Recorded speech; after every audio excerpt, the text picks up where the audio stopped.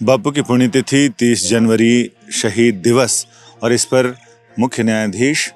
Justice DY Chandrachud यहाँ बापू को अपने श्रद्धांजलि अर्पित करने आ रहे हैं। बाकी प्रधानमंत्री, राष्ट्रपति और बाकी तमाम देश के नेताओं ने 11 बजे सुबह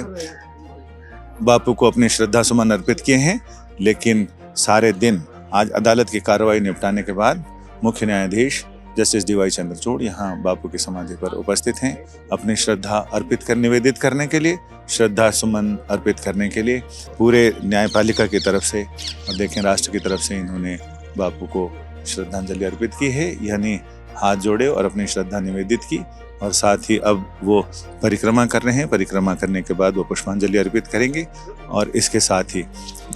वो फिर अपने उद्गार भी व्यक्त करें। फिलहाल राष्ट्रपति, प्रधानमंत्री सब लोगों ने बापू को अपनी श्रद्धा निवेदित की है।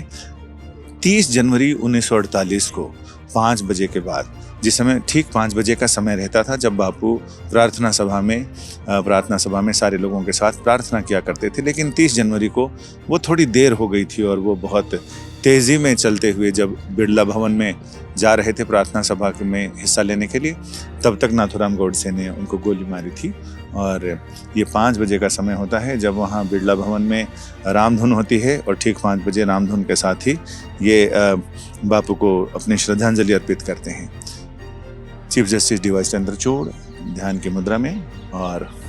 बापू को उन्होंने दोनों हाथ जोड़कर अपनी श्रद्धा निवेदित की है। देखिए, गांधी जी का जीवन का संदेश ना ही केवल भारत के लिए इम्पोर्टेंट है, महत्वपूर्ण है, पूरे संसार के लिए, आज की पीढ़ी के लिए नहीं पर पिछली पीढ़ी के लिए, आज की पीढ़ी के लिए, आने वाले कल के लिए उनके जीवन का संदेश हर रोज़ हमें ध्यान में रखना चाहिए। मुझे लगता है मैं चीफ जस्टिस ऑफ इंडिया के नाते जो हम कार्य करते हैं देश की सेवा में, वो कार्य करते हुए हर रोज़ गांधी जी की जो आशाएं हैं हमारे देश के प्रति, उस उद्देश्य को आगे रख के हम काम करते हैं।